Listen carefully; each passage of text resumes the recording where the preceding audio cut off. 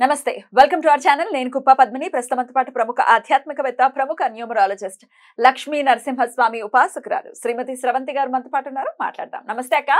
నమస్తే పద్మిని. అక్క ఏంటక్క బోర్డు పెట్టారు? ఇవాళ ఒకటి ఎక్స్ప్లెయిన్ చేద్దాం అనుకుంటున్నాను పద్మిని. అది బోర్డు మీద అయితేనే ఎవరెవరికి ఉండే ఏంజల్ నెంబర్, ఇప్పుడు నీ డేట్ ఆఫ్ బర్త్ కి సంబంధించిన ఏంజల్ నీకు ఉంటుంది అనమాట. నా డేట్ ఆఫ్ బర్త్ కి సంబంధించిన ఏంజల్ నాకు ఉంటుంది.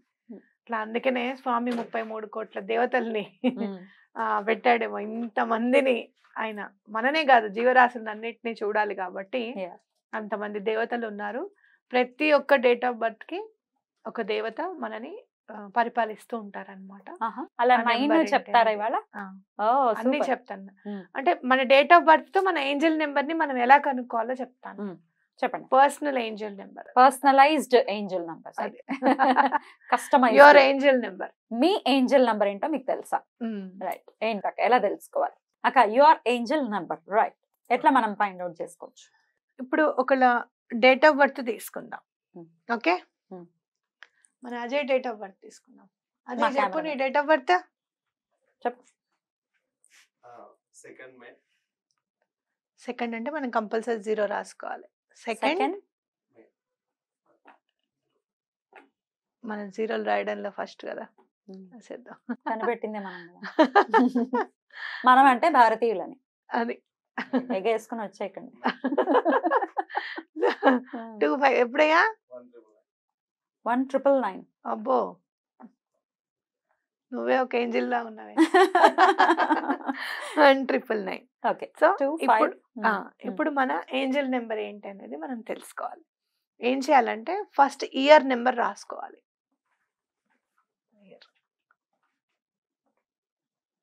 1999.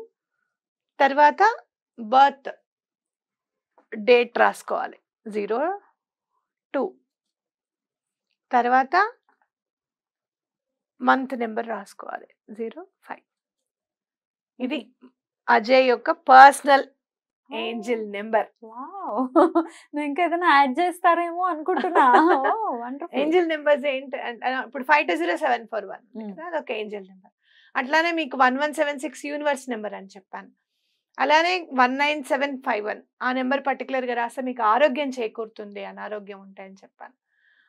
అలాంటి నెంబర్స్ అన్నమాట. అలాగే ప్రతి ఒక్కళ్ళకి ఒక ఏంజల్ నెంబర్ అనేది ఉంటుంది. పర్టికులర్ గా ఆ వైబ్రేషన్ మనని హెల్ప్ చేస్తుంది అనమాట రీచ్ అవ్వడానికి. సో ఇప్పుడు ఈ నెంబర్ కనుక లెఫ్ట్ హ్యాండ్ మీద రాసుకోవాలి అజయ్. లెఫ్ట్ హ్యాండ్ మీద రాసుకుంటే ఎలాంటి పనులైనా కూడా అయిపోతూ ఉంటాయి. మీకు దీనికి ఆర్థికంగా ఇబ్బందులు ఉంటే రాసుకోవాలా, లేకపోతే ఉద్యోగంలో ఉన్నతి రావాలి అంటే రాసుకోవాలి, అలాగే ఎటువంటి ఆటంకాలు లేకుండా ఏ పనన్నా అవ్వాలి అంటే రాసుకోవాలి. ఇది పర్సనలైజ్డ్ ఏంజల్ నెంబర్ గా మనం గుర్తించాలి. Beautiful beautiful. అయితే ఇట్లాంటి ఏంజల్ నెంబర్స్ చెప్పటం కానీ లేకపోతే ఇట్లాంటి రెమెడీస్ చెప్తుంటే పెద్ద పెద్ద ప్రముఖులు ఎవరు ఇట్లాంటి రెమెడీస్ ని ఫాలో చేయలేదు, వాళ్ళు చాలా పైకి వచ్చారు అని చెప్పి ఉచిత సలహాలు ఇచ్చే వాళ్ళకి మీ సమాధానం అక్క? అసలు న్యూమరాలజీ గురించి చెప్పాలి అని అంటే న్యూమరాలజీ రెమెడీస్ అని ఇప్పుడు ముఖేష్ అంబానీతో పోల్చుకోవటం, అనిల్ అంబానీతో ఆయన ఏం రెమెడీస్ చేస్తారో మీకేం తెలుసు? ఫోన్ చేసి చెప్తారా ఏంటి?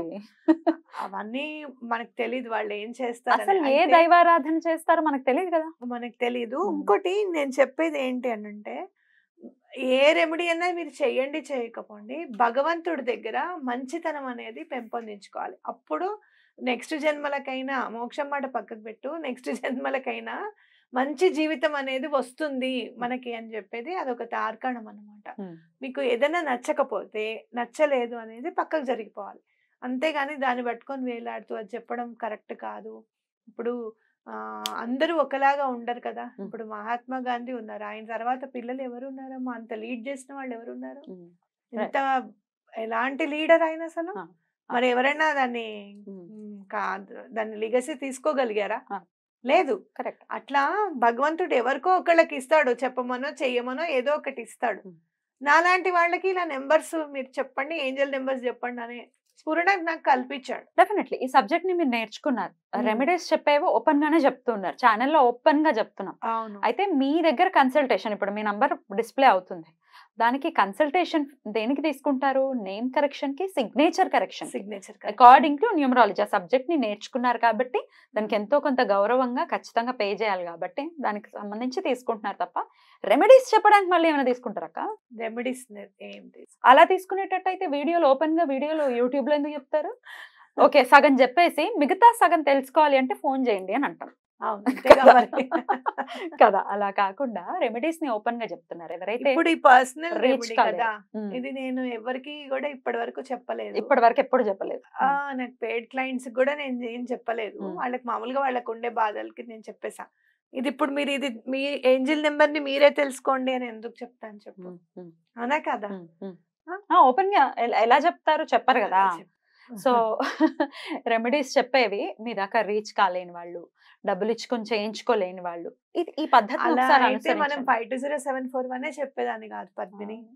అది పెయిడ్ కన్సల్టేషన్ అమ్మా, నేను చెప్పను, తర్వాత వాళ్ళకి చెప్తానులే అని దాటేసేదాన్ని.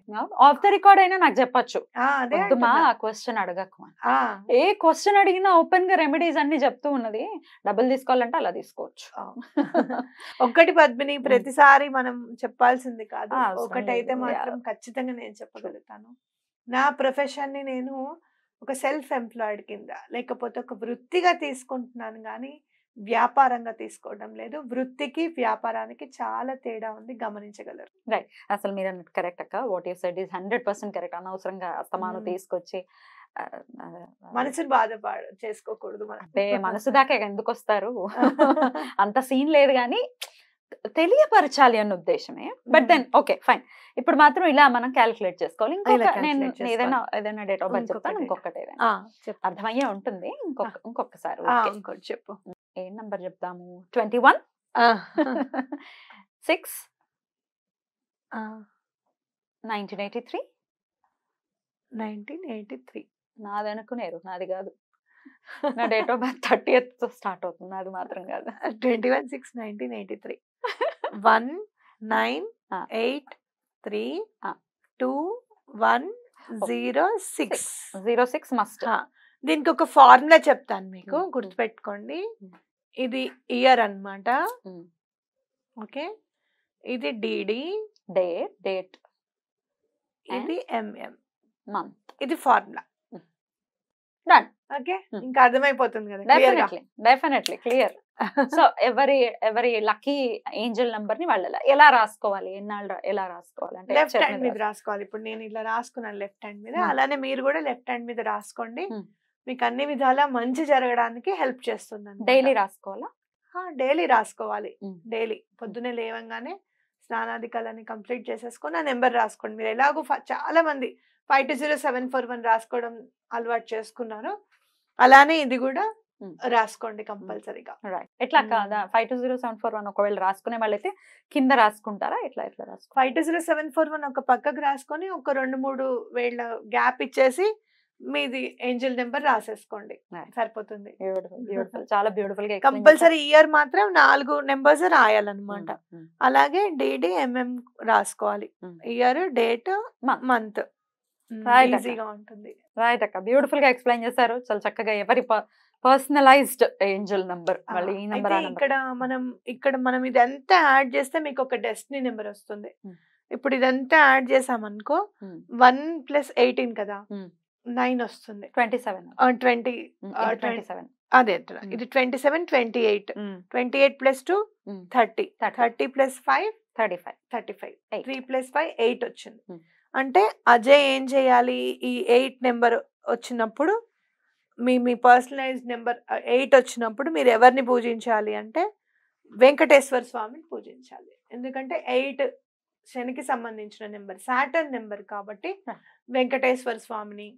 అలాగే ఇంకా చెప్పాలి అని అంటే విష్ణువుకి సంబంధించినవి ఏమైనా కూడా లక్ష్మీ అమ్మవారిని, ఆంజనేయ స్వామిని, శ్రీరామచంద్రుల వారిని, వాళ్ళని పూజించుకుంటే చాలా బాగా కలిసి వస్తుంది అనమాట. 1 అయితే ఎవరిని, 2 అయితే ఎవరిని, అలా టూకీగా చెప్పండి. నేను చెప్తాను. 1 అయితే సన్ కి సంబంధించింది కాబట్టి ఆదిత్య హృదయం అనేది చదువుకోవడం చాలా ఇంపార్టెంట్. లేకపోతే సూర్యాష్టకం, ఇటు సూర్య నమస్కారాలు అవి చేసినా కూడా చాలా మంచిది. అలాగే సెకండ్ మూన్ కి సంబంధించింది చంద్రశేఖర అష్టకం చదువుకుంటే, చంద్రమౌళీశ్వరిని పూజిస్తే అలాగే లలితా త్రిపుర సుందరిని, అలాగే వారాహి అమ్మవారిని, అలాగే శ్రీ రాజశ్యామల అమ్మవారిని పూజించుకుంటే చాలా మంచిది. అండ్ ద బ్యూటిఫుల్ నంబర్ 3 గురువుకి సంబంధించింది దత్తాత్రేయ స్వామిని, శ్రీపాద శ్రీవల్లభుల్ని పూజిస్తే చాలా మంచిది.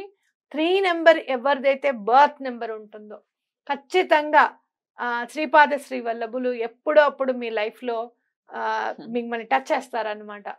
నువ్వు నన్ను పూజించు అని చెప్పకనే చెప్తారు ఆయన. తప్పకుండా శ్రీపాద శ్రీవల్లభుల్ని పూజించండి. 4 అలాగే 4 అంటే రాహు, దుర్గా అమ్మవారిని పూజిస్తే చాలా మంచిది. అలాగే వారాహి అమ్మవారిని పూజించినా కూడా చాలా మంచిది వీళ్ళకి. 5 వచ్చేసి బుధుడు. మీరు విష్ణువుకి సంబంధించినవి ఏవైనా కూడా చేసుకుంటే మంచిది. విష్ణు సహస్రనామం చదివితే చాలా మంచిది వీళ్ళకి. 6 అంటే వీనస్ వస్తుంది. అమ్మవారికి మహాలక్ష్మి అమ్మవారిని, అట్లాగే వారాహి అమ్మవారిని, రాజశ్యామల అమ్మవారిని, లలితా త్రిపుర సుందరిని పూజిస్తే చాలా మంచిది.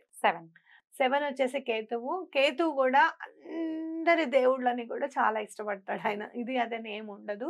బుక్స్ ఎక్కువగా చదివితే మీకు నాలెడ్జ్ ఎక్కువగా పెరుగుతుంది. సో ఆధ్యాత్మికమైన సంబంధించిన బుక్స్ చదవడానికి ప్రయత్నం చేయండి. రైట్. అండ్ 8 చెప్పేసారు. 8 ఇంకొకసారి కంటిన్యూగా ఉంటుందని చెప్తున్నాను. 8 సాటర్న్ కాబట్టి వెంకటేశ్వర స్వామిని పూజిస్తే చాలా మంచిది. అలాగే మీరు ఏదైనా కూడా ఇన్ఫినిటీ అనేది ఉంటుందన్నమాట మీకు. తప్పకుండా మీరు కొంచెం శ్రద్ధ వహించి డిసిప్లైన్డ్గా ఉంటే మీరు లైఫ్లో చాలా రీచ్ చేసుకోగలుగుతారని చెప్పొచ్చు అనమాట. 9 ఈజ్ వెరీ పవర్ఫుల్ నెంబర్. ఆ పవర్ని మన సరైన రీతిలో పెట్టాలి అంటే సుబ్రహ్మణ్యేశ్వర స్వామికి అది చెల్లుతుంది. లక్ష్మీ నరసింహస్వామి కూడా. లక్ష్మీ నరసింహస్వామి అయినా పర్వాలేదు, కాకపోతే కుజుడికి సంబంధించిన నెంబర్ కాబట్టి సుబ్రహ్మణ్యేశ్వర స్వామిని పూజిస్తే చాలా బాగా కలిసి వస్తుంది అని చెప్పొచ్చు అనమాట. బుధుడు లక్ష్మీ నరసింహ స్వామిని ఇష్టంగా పూజించాలి అనుకుంటే కూడా 9 చేయొచ్చు. ఎందుకంటే నేను స్వామిని ఒక క్వశ్చన్ అడిగాను అనమాట. అది తెలియక అడిగాను, అజ్ఞానంతో అడిగాను, నాకైతే తెలీదు. అన్నప్పుడు నా పైన నాకు నీడని ఎవరిస్తున్నారు అని అన్నారు. ఎందుకంటే మైత్రికి లక్ష్మీ నరసింహ స్వామి వస్తారు కదా, వచ్చినప్పుడు స్వామి నువ్వు మాకు ఇలవేల్పు సుబ్రహ్మణ్యేశ్వరుడు, ఈ టైము వెంకటేశ్వర స్వామి మీద నీతో మాకు రిలేషన్ ఏంటి? నేను మామూలుగా దండం పెట్టుకుని యాదగిరిగుట్టకు వచ్చిన మాట వాస్తవమే, కానీ నువ్వు ఎలా వచ్చావు